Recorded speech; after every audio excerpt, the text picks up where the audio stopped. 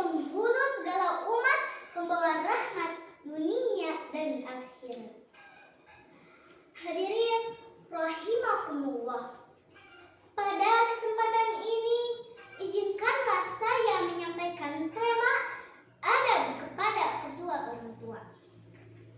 Yang dimaksud dengan adab kepada kedua orang tua yaitu bagaimana cara kita sebagai seorang anak agar memiliki akhlak dan budi pekerti yang baik kepada kedua orang tua. Allah Subhanahu wa taala berfirman dalam surat Al-Isra ayat 23. A'udzu billahi minasyaitonir rajim. Bismillahirrahmanirrahim. Wa qada rabbuka alla ta'budu illa iyyahu wa bil walidaini ihsana.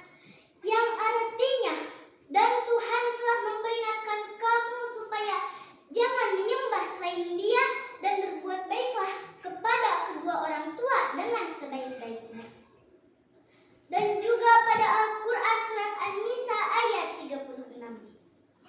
A'udzu billahi minasyaitonir rajim.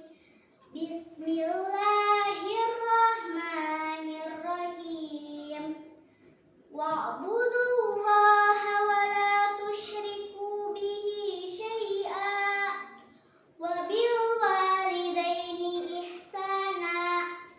Yang artinya, dan sembahlah Allah dan janganlah kamu mempersekutukannya dengan sesuatu apapun dan berbuat baiklah kepada kedua orang tua.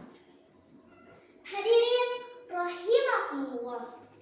Bapak ibu kita adalah orang yang paling berjasa dalam kehidupan kita.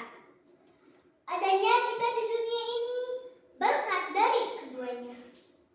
Kesuksesan kita adalah hasil dari perjuangan dan jerih payah mereka. Coba kita lihat bapak kita. Beliau berangkat pagi pulang petang, beras keringat, banting tulang, bekerja mencari nafkah untuk memenuhi kebutuhan kita sehari-hari. Begitu juga seorang ibu. Perjuangannya sangat besar